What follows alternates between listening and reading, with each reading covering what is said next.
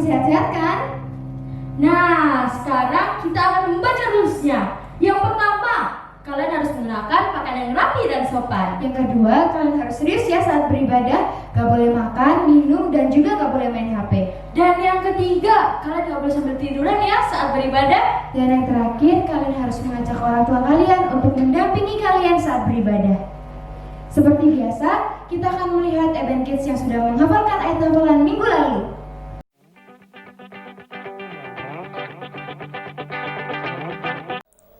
2 Timotius 2 ayat 1. Sebab itu, hai anakku, jadilah kuat oleh kasih karunia dalam Kristus Yesus. 2 Timotius 2 ayat 1. Sebab itu, hai anakku, jadilah kuat oleh kasih karunia dalam Kristus Yesus. Amin. Thank you. 2 Timotius 2 ayat 1. Sebab itu, hai anakku, jadilah kuat oleh kasih karunia dalam Kristus Yesus. Amin. 2 Timotius pasal 2 ayat ayat 1. Sebab itu, Hai hai anakku, jadilah kuat oleh kasih karunia dalam dalam Kristus Yesus. Yesus. Amin. Amin. 2 Timotius 2 ayat 1. Sebab itu, hai anakku, jadilah kuat oleh kasih karunia dalam Kristus Yesus. Amin. Sebelum ibadah, mari kita berdoa terlebih dahulu.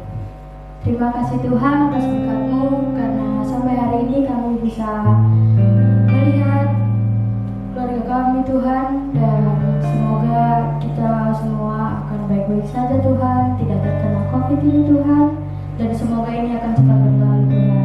Lindungi bangsa Indonesia ini Tuhan, dalam nama-Mu kami sudah berdoa dan mengucap syukur. Amin.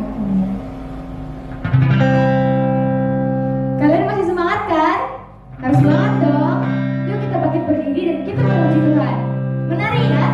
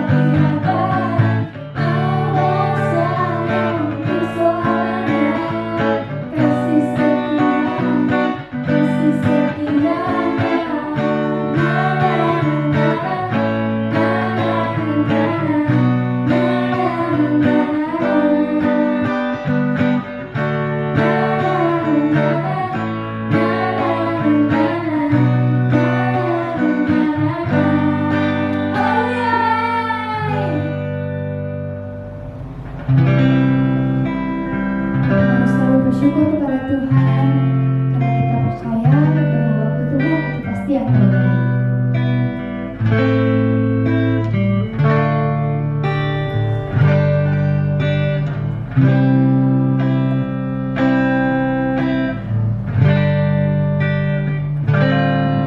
Engkau izinkan sesuatu terjadi. Ku percaya semua untuk kebaikanku. Nanti telah tiba waktumu. Ku percaya kuasa-Mu memulihkan hidupku. Tuhan pasti yang terbaik. Walau kadang tak menjadi mengerti, lewati cobaan, ku tetap percaya waktu Tuhan pasti yang terbaik.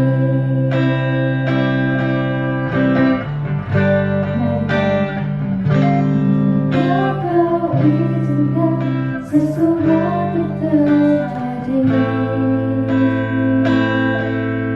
Ku percaya semua untuk kebaikanmu.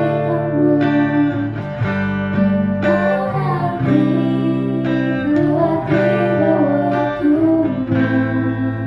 Ku percaya kuasa-Mu memulihkan hidupku.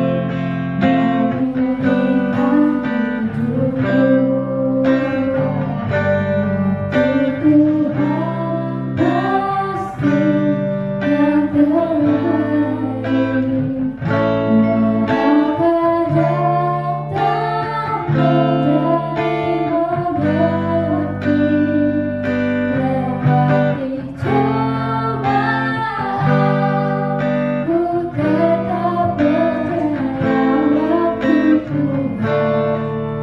pasti yang terbaik. Waktu Tuhan pasti yang terbaik. Tuhan pasti yang terbaik. Kadang tak menjadi mengerti, lewati cobaan, ku tetap percaya waktu Tuhan pasti yang terbaik. Lewati cobaan, ku tetap percaya waktu Tuhan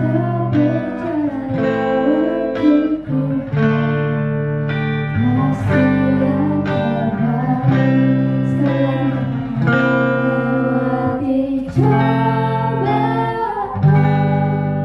ku tetap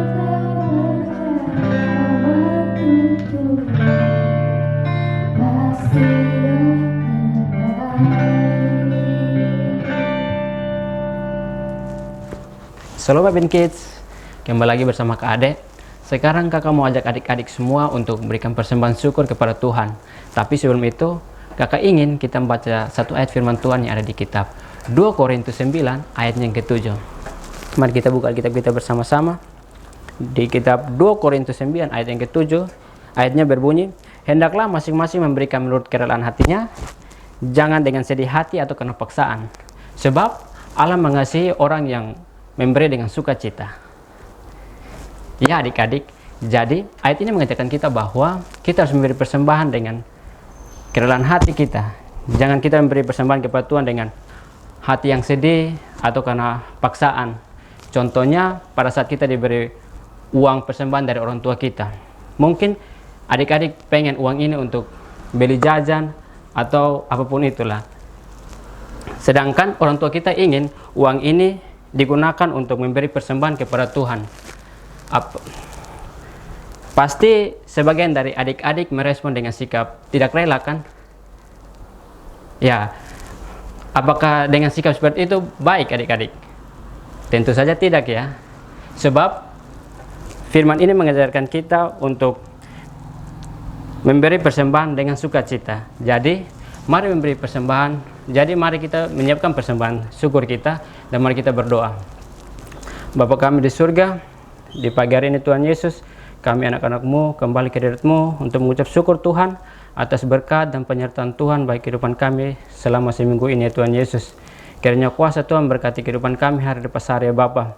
Tuhan, sekarang juga kami ingin memberikan persembahan syukur kami ke hadirat-Mu Tuhan.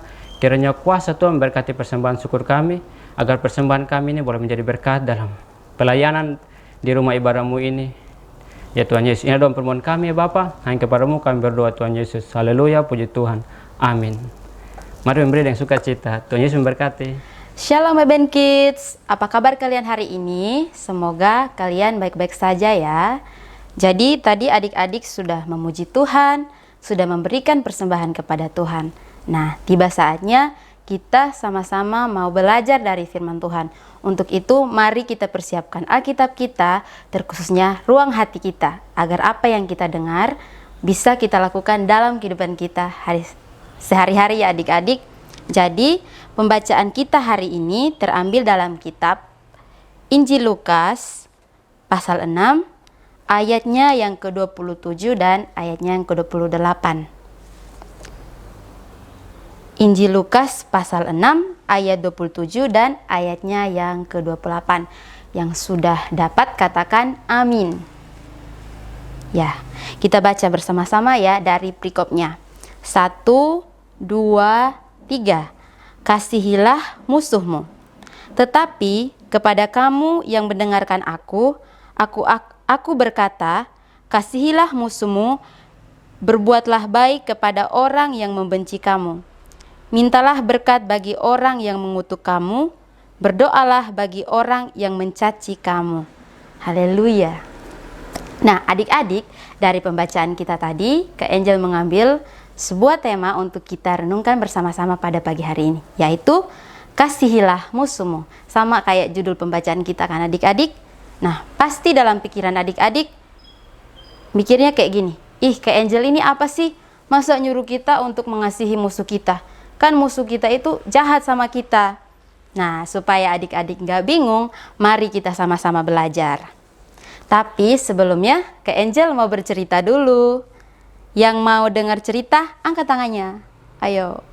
Oke, jadi adik-adik semuanya pasti mau mendengarkan cerita. Jadi judul ceritanya yaitu Semut dan Kepompong. Pasti dari adik-adik ada yang sudah pernah mendengar cerita ini dan ada juga yang belum pernah mendengar cerita ini. Jadi langsung saja ya adik-adik. Nah, di suatu hutan yang rindang, hiduplah berbagai macam binatang. Ada kelinci, burung, kucing, harimau, capung, kupu-kupu, semut, dan masih banyak lagi. Pada suatu hari, hutan itu dilanda badai yang dahsyat. Angin bertiup sangat kencang, menerpa pohon dan daun-daun berjatuhan. Banyak hewan yang tidak dapat menyelamatkan diri pada saat itu adik-adik. Nah, badai itu baru berhenti ketika pagi menjelang.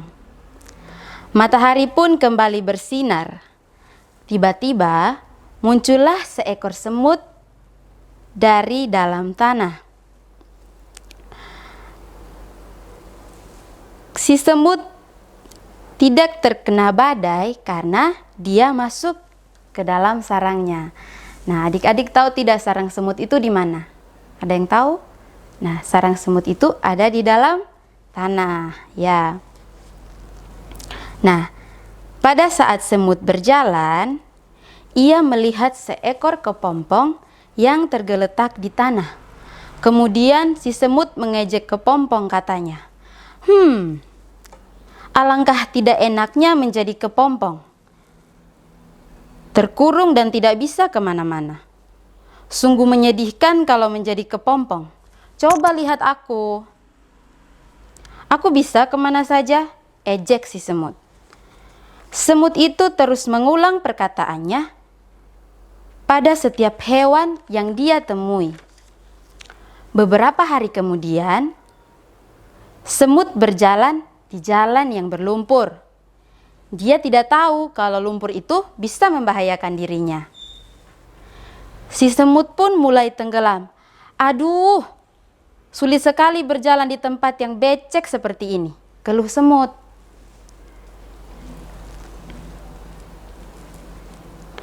Semakin lama, si semut semakin tenggelam dalam lumpur.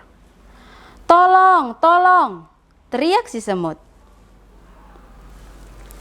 Wah, sepertinya kamu sedang kesulitan ya? Si semut memandang sekelilingnya untuk mencari sumber suara itu. Ternyata itu adalah suara seekor kupu-kupu yang terbang mendekatinya, adik-adik.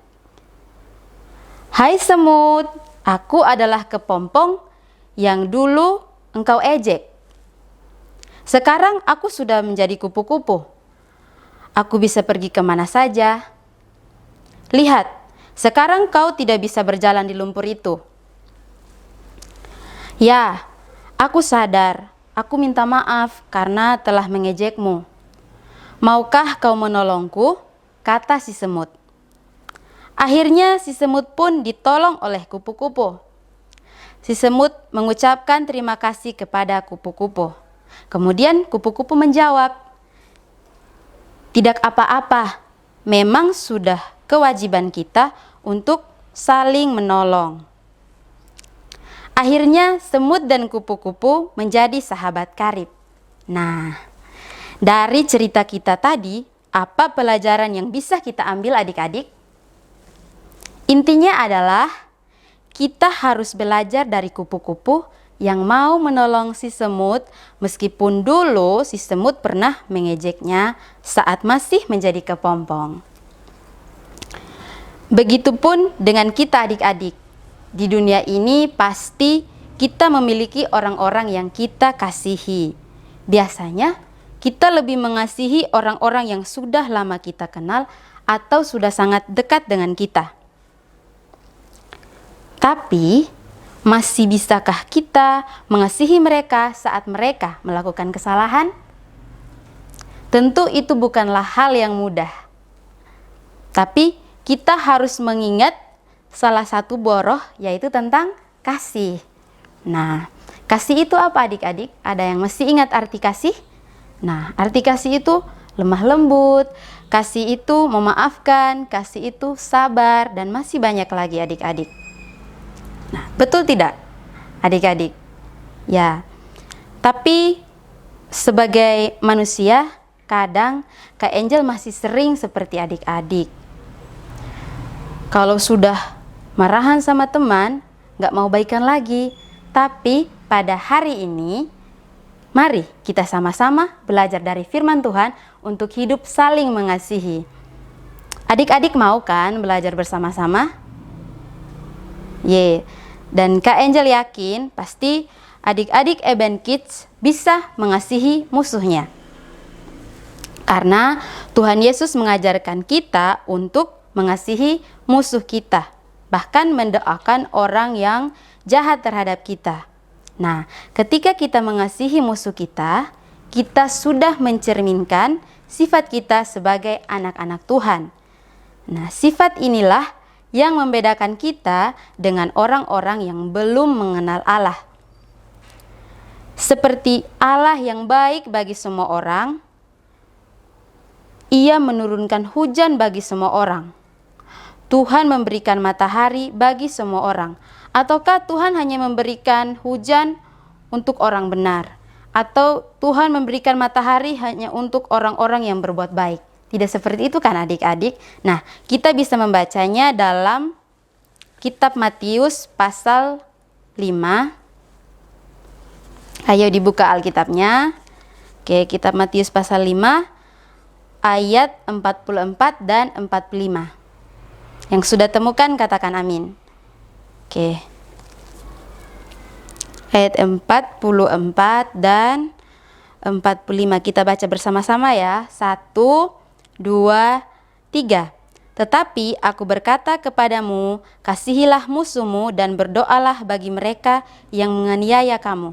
Karena dengan demikian kamu menjadi anak-anak Bapamu yang di sorga, yang menerbitkan matahari bagi orang jahat dan orang yang baik, dan menurunkan hujan bagi orang yang benar dan orang yang tidak benar. Amin. Nah, dari pembacaan kita sudah mengajarkan kita bahwa Tuhan kita tidak pilih kasih adik-adik. Jadi, sebagai anak-anak Tuhan, kita pun dipanggil untuk terus berbuat baik tanpa pilih kasih. Nah, kita juga bisa belajar dari salah satu tokoh Alkitab yang bernama Yusuf. Nah, adik-adik bisa membaca kisahnya dalam Kejadian pasal 45 ayat 3 hingga ayatnya yang ke-15.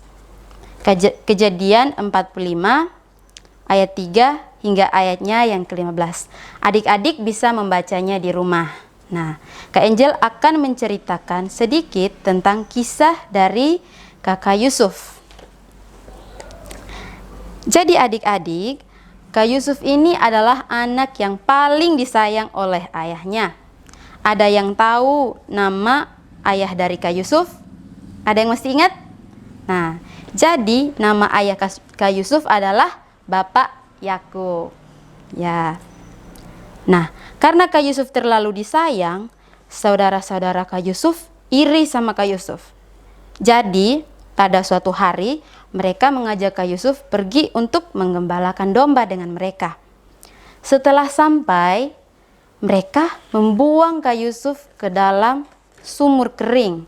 Bahkan mereka menjual Kak Yusuf untuk menjadi seorang budak di Mesir adik-adik.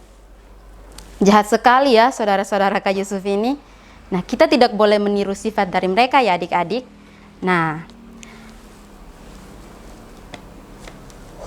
masalah Kak Yusuf ini bukan ini saja adik-adik. Saat di Mesir pun Kak Yusuf masih mengalami banyak masalah.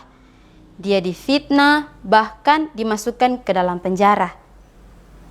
Tapi seiring berjalannya waktu dan begitu banyak cobaan yang dilewatinya dengan sabar, Kak Yusuf ini diangkat menjadi seorang menteri di Mesir. Wow, luar biasa ya adik-adik. Ketika Kak Yusuf menjadi menteri, ternyata di daerah kakak-kakaknya sedang terjadi kekeringan adik-adik, jadi tidak ada makanan di sana. Karena di Mesir ada makanan, saudara-saudara Kak Yusuf ini datang untuk meminta belas kasihan di Mesir.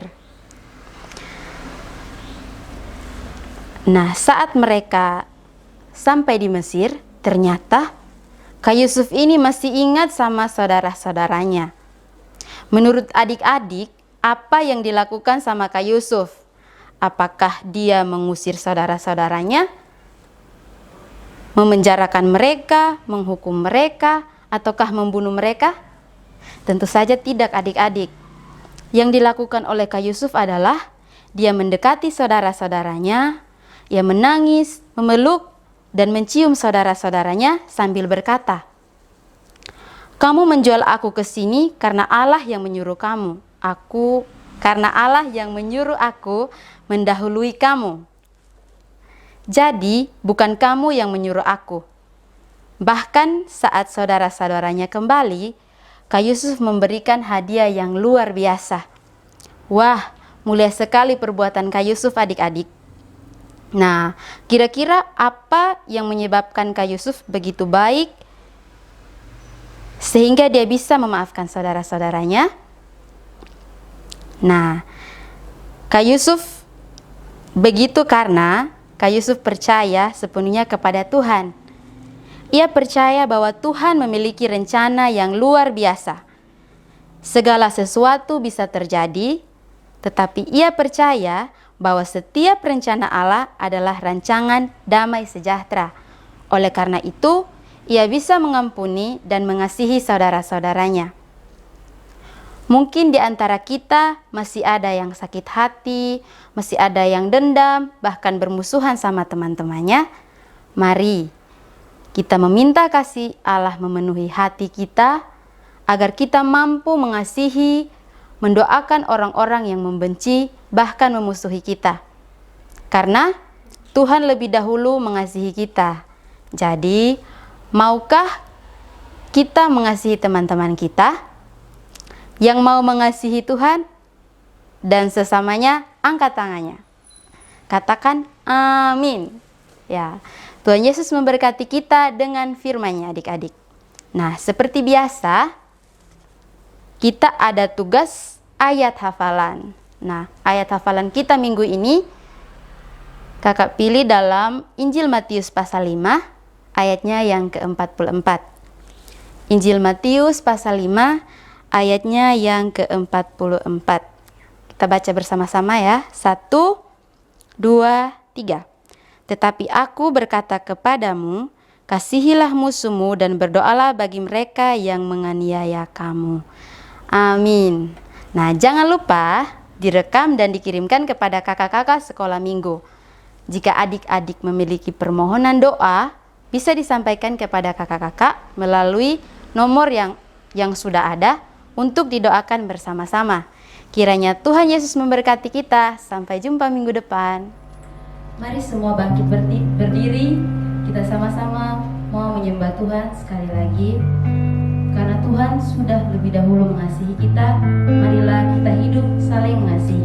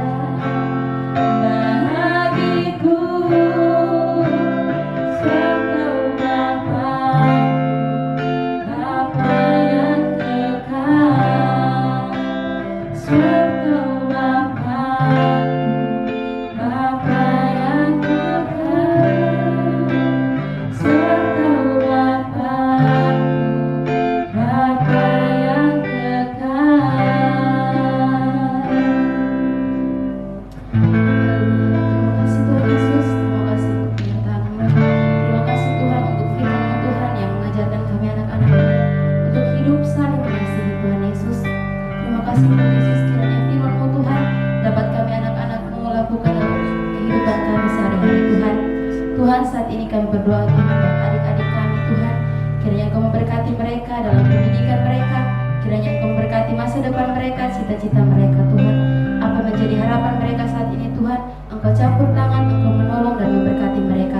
Engkau memberkati orang tua mereka dalam pekerjaan orang tua mereka Tuhan, agar apa yang dilakukan oleh orang tua mereka dapat bermanfaat bagi kehidupan mereka. Kami juga Tuhan berdoa buat kakak-kakak sekolah minggu Tuhan, yang selalu siap sedia melayani kami Tuhan. Kiranya Engkau memberkati pendidikan mereka, Engkau memberkati pekerjaan mereka Tuhan Yesus. Kami serahkan ibadat kami pada hari ini hanya di dalam nama Tuhan Yesus kami berdoa. Semua yang masih Tuhan katakan amin.